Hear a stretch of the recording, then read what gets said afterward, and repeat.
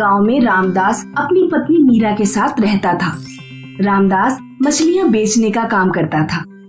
आज नाश्ते में क्या बना है? मछली, पनीर की सब्जी, अरहर की दाल और ऑमलेट तैयार किया है। सभी चीजें बहुत स्वादिष्ट बनी हैं। ठीक है, जो भी बनाया है ले आओ। नाश्ता करने के बाद रामदास मछलियां पकड़ने नदी पर जाता। दिन भर धूप में मछलियां पकड़ने के बाद रामदास घर लौटता। आ गए, मुखिया जी का आदमी आया था। पूरे गांव में अनाउंसमेंट करके गया है कि गांव में फ्लू फैल रहा है और गांव के हर एक आदमी को मास्क देकर गया है। ये रहा तुम्हारा मास्क। मास्क लगाने से क्या फ्लू नहीं होगा? हाँ, वो कह रहा था कि ये मास्क सरकार ने भिजवाए हैं। इस मास्क से 100% प्रोटेक्शन है और एक बार अगर किसी का मास्क खो गया ना तो दोबारा नहीं मिलेगा। और बिना मास्क के घर से बाहर निकलने की इजाजत किसी को नहीं है। ठीक है, अब सूचनाएं देना बंद करो और खाना लगाओ। क्या बनाया है? आलू, गोभी, मटर, टमाटर, टिंडे, भिंडी और मछलियाँ मिलाकर बहुत बढ़िया मिक्स वेज बनाई है। ठीक है, जो भी बनाया है ले आओ। अगले दिन गांव में सब मास्क पहनकर घूम रहे होते हैं। रामदास भी मास्क पहनकर मछलियाँ पकड़ने निकलता है। रामदास जब शाम को जाल से निकालकर मछलियाँ बाल्टी में डाल रहा होता है तो वो देखता है कि एक मछली के मुंह में सोने की अंगूठी है। रामदास अंगूठी देखकर चौंक जाता है। वो अंगूठी लेकर अपने घर पहुंचता है। देखो, आज मुझे मछली के मुंह में क्या मिला है, एक सोने की अंगूठी। ईश्वर ने जरूर तुम्हें तुम्हारी ईमानदारी और मेहनत से खुश होकर दिया है। रामदास उस अंगूठी को बेचकर एक बड़ा सा घर बनाता है और एक कार भी खरीद लेता है। अब रामदास कार से मछलियाँ पकड़ने जाता और मछलियों को कार में रखकर ही घर ले आता। इस तरह रामदास और उसकी पत्नी खुशहाल जीवन बिताने लगे। रामदास के पड़ोस में राघव नाम का एक दूधिया रहता था। राघव रामदास से बहुत जलता था। रामदास ने तो मछलियों का व्यापार करके महल खड़ा कर लिया और मैं अभी झोपड़ी में ही पड़ा हूँ। ये मेरी गाय तो बिल्कुल दूध ही नहीं देती, इसी के कारण मैं गरीब हूँ। लेकिन रामदास को गरीब बनाने का एक उपाय है। गांव में फ्लू फैला हुआ है, अगर मैं उसका मास्क चुरा लूं तो रामदास घर से बाहर ही नहीं जा पाएगा। रात में जब रामदास उसकी पत्नी सो जाते हैं तो राघव रामदास के घर में घुस जाता है और रामदास और उसकी पत्नी का फेस मास्क चुराकर अपनी गाय को खिला देता है। अगले दिन रामदास जब काम पर निकलने वाला होता है तो वो पूरे घर में फेस मास्क ढूंढता है, लेकिन उसे नहीं मिलता। दोनों फेस मास्क गायब हैं। अब मैं बाहर मछली पकड़ने कैसे जाऊं? और फ्लू तो साल भर खत्म होने वाला नहीं है। रामदास अपने पिता की फोटो के सामने रोने लगता है। तभी रामदास के पिता की आत्मा प्रकट होती है। रो मत बेटे और बहू, मैं तुम्हें जादुई मास्क देता हूँ, वो बहुत सारे काम कर सकता है। पिताजी की आत्मा रामदास और उसकी पत्नी को एक जादुई मास्क देकर गायब हो जाती है। रामदास की पत्नी जैसे ही जादुई मास्क पहनती है उसकी सूंघने की शक्ति एकदम से बढ़ जाती है। तुम्हारे कपड़ों में से लेडीज परफ्यूम की महक क्यों आ रही है? अरे बाजार में मछलियाँ बेचने जाता हूँ तो बहुत सारी औरतें भी मछलियाँ खरीदने आती हैं। थोड़ी दूर से मछलियाँ बेचा करो उन्हें।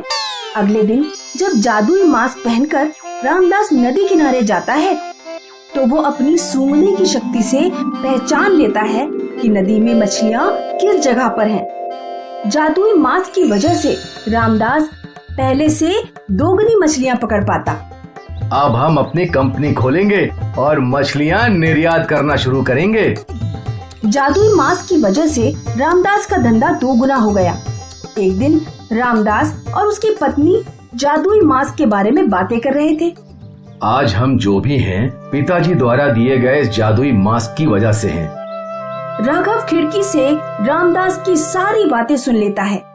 जब रामदास और उसकी पत्नी मास्क उतारकर सो जाते हैं तो राघव उनके घर में घुस जाता है और जादुई मास्क चुराने की कोशिश करता है। राघव जैसे ही जादुई मास्क छूता है उसे करंट लगता है और वो बेहोश होकर गिर पड़ता है। अगले दिन जब रामदास और उसकी पत्नी सोकर उठते हैं तो वो राघव को अपने घर लेटा हुआ पाते हैं। रामदास और उसकी पत्नी समझ जाते हैं कि राघव ही वो चोर है। उसने ही पुराने मास्क चुराए थे और अब वो जादुई मास्क चुराने आया था। रामदास राघव को पुलिस के हवाले कर देता है। मुकेश राजस्थान के एक गांव में पला बड़ा था और दिल्ली की एक मल्टीनेशनल कंपनी में काम करता था। अक्सर गांव से मुकेश की माँ का मुकेश के पास फोन आता। बेटा, तेरी उम्र 30 साल होने वाली है, शादी कब करेगा? कर लूंगा माँ, आप शादी की इतनी चिंता क्यों करती हैं? बेटा, मैं तो हमेशा यही सोचती रहती हूँ कि तू कब बहू को लेकर गांव आएगा। माँ, जब किसी लड़की से प्यार होगा तो जरूर उससे शादी कर लूंगा। एक दिन मुकेश की कंपनी में मीटिंग होती है। अब हमारी कंपनी चाइना में अपने प्रोडक्ट्स बेचना चाहती है। हम चाइना में अपना नया ऑफिस खोल रहे हैं, तो तुम लोगों में से कौन कौन वहाँ जाना चाहेगा? सर, मैं वहाँ जाना चाहता हूँ क्योंकि मुझे कुंफू भी सीखना है। अपनी कंपनी के कुछ लोगों के साथ मुकेश चाइना पहुँचता है। ऑफिस की छुट्टी होने के बाद हर शाम को मुकेश एक चाइना के एक मार्शल आर्ट गुरु से कुंफू सीखने जाता था। मार्शल आर्ट गुरु की एक बेटी थी, जगमा। जगमा ने कई बार मुकेश की कुंफू सीखने में सहायता की। जगमा और मुकेश एक दूसरे के प्रेम में पड़ जाते हैं। मुकेश जगमा को हिंदी बोलना भी सिखा देता है। एक दिन जगमा अपने पिता से आज्ञा लेकर मुकेश से शादी कर लेती है। कुछ दिनों बाद चाइना में कोरोना वायरस फैल जाता है। मुकेश की कंपनी अपने सभी एम्प्लॉइज को इंडिया वापस बुला लेती है। मुकेश जगमा के साथ इंडिया वापस लौटता है। मुकेश कंपनी से कुछ महीनों की छुट्टी लेकर जगमा के साथ गांव जाता है। लो माँ, मैं बहू ले आया हूँ। गांव के सभी लोग मुकेश की चाइनीज बहू देखने आते हैं। बेटा, तुझे हमारे देश में कोई लड़की नहीं मिली जो तू चाइना से बहू लेकर आया? माँ, अब बहू तो बहू ही है, फिर चाहे इंडिया की हो या चाइना की। वैसे भी ग्लोबलाइजेशन के दौर में पूरी दुनिया एक गांव की तरह ही हो गई है। लेकिन ये तो हमारी भाषा भी नहीं समझ पाएगी। नहीं माँ, जगमा को हिंदी बोलनी आती है।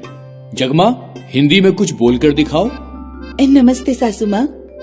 जगमा रात में 3 बजे ही उठ जाती थी और खूब आवाज निकाल निकाल कर हा हैया हु कुंफू का अभ्यास किया करती थी। एक दिन जब जगमा कुंफू प्रैक्टिस कर रही थी तो उसका हाथ छत से लटकी दूध की मटकी पर लग जाता है। मटकी गिरकर फूट जाती है और सारा दूध फैल जाता है। अरे मुकेश, तू ये कैसी बहू ले आया है? एक तो आधी रात में उठकर चिल्लाती है और अब तो इसने घर की चीजें भी तोड़ना शुरू कर दिया है। इतना गाढ़ा दूध बर्बाद कर दिया। अरे माँ, थोड़ा सा दूध ही तो गिर गया, तो क्या हो गया? मैं डेयरी से जाकर ले आऊंगा। एक दिन मुकेश की माँ को सर्दी जुकाम हो जाता है और 3-4 दिनों तक ठीक नहीं होता। मुकेश की माँ टीवी पर चाइनीज कोरोना वायरस की खबर देख लेती है। वो मुकेश से कहती हैं, बेटा, लगता है मुझे कोरोना वायरस हो गया है और इसका कारण तेरी बहू है। ये जरूर चाइना से कोरोना वायरस लेकर आई है। ऐसा कुछ नहीं है माँ, ना जगमा वायरस लेकर आई है और ना ही तुम्हें वायरस है। ये सामान्य सर्दी जुकाम है, कुछ दिनों में ठीक हो जाएगा। मुकेश की माँ की बात पूरे गांव में फैल जाती है। गांव के जिन जिन परिवारों में लोगों को सर्दी जुकाम होता है वे जगमा पर कोरोना वायरस फैलाने का शक करने लगते हैं।